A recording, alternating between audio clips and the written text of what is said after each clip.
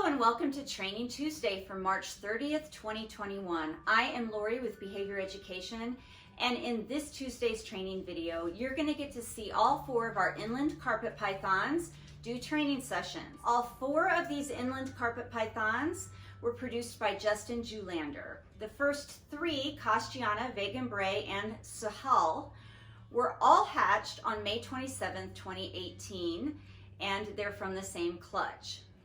The 4th inland carpet python, who is named Merlin, was hatched on June 15th, 2016, and he is a sibling to the others, but obviously he's from a different clutch. As usual, I will narrate this video so you know exactly what is going on, and if you have any questions after you've watched it, please feel free to contact me at behavioreducationllc@gmail.com, or you can contact me through my website at behavioreducation.org, or through Instagram, Facebook, or YouTube.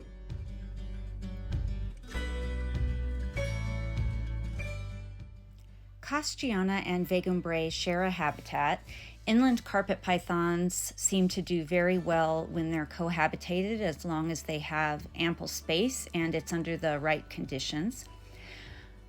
I have to target them out one at a time, and I want to separate them, putting one of them on the scale station and one of them on the shift tub.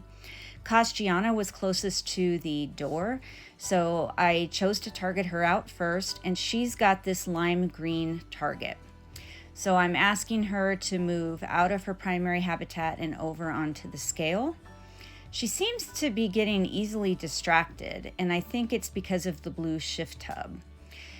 Despite the fact that these pythons can see both green and blue, they seem to be much more reactive to blue. In other words, they pay much closer attention to things that are blue and targets that are blue than they do to things that I use that are green. So she finally gets over here onto the scale station. She's following her target. She keeps getting periodically distracted, looking at the other shift tub. That's all right. Once most of her's on the scale station, I go ahead and give her her reinforcement, and I leave her there to eat. And then I switch targets to the royal blue one, and I ask Vagonbrei to go ahead and shift out of the habitat. And I'm gonna just use the shift tub that I use for our false water cobra Vashti. And if you've watched past training videos with her, you know that she shifts from her primary habitat through the front door of this tub. And I deliver the reinforcement through the roof, and then I close her up in it. Vagonbrei doesn't need to be closed up in a shift tub. I'm just using it as a shift because it was convenient and it was there. He did not want to go through the front door. Inland carpet pythons are semi-arboreal, and they really do a lot of climbing, so he chose to climb on top of the shift tub instead of going in through the door, and that's fine. I'm just having him practice following the target, asking him for a change of direction, and making sure that most of his body is out of his primary habitat before I deliver his reinforcement and tell him that he can break from the behavior. He does a really nice job. He is the more well-trained of these 2 snakes, and it isn't because he's had more training, it's just that he's taken to the training more readily, and he is less easily distracted than Castiana is. So he has shifted out, and I'm going to move everything out of the way so I can do enclosure maintenance. Then I move on to their sister Sahal, and she lives above them by herself. And the first thing that you have to do is make sure that the snake sees the target. So once I make sure that she has noticed the target, then I ask her to go ahead and move towards the enclosure threshold. And she's figuring out the best way to do that. And you'll see that sometimes they look to the side, or they move sideways, or they change direction, and it seems like they're going backwards, but then they turn back towards the target and they come forwards again. And that's just them making a decision as to if they're going to engage in the activity or not, and then how they're going to get from where they are to where I want them. She went through that process, and here she's following the target out of her enclosure, and I want her to follow it over to this snake tree so that she can station on it and eat, and then she can climb around on that while I'm changing out her water and making sure that her enclosure is all squared away. Now, occasionally I feed her in her enclosure and I don't make her shift all the way out. And so she's waiting here, ready to eat. And I am waiting with the target over by the snake tree to indicate to her that I want her to shift all the way out and that she's not going to be fed in her enclosure this time. So after a few more seconds, she starts moving her whole body out of her habitat. And she's following the target. She's climbing onto the snake tree.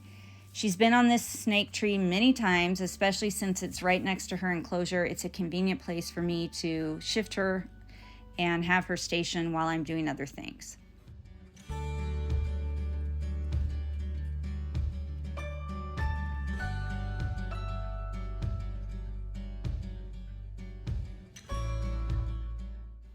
Now it's Merlin's turn to train and to shift out of his primary habitat.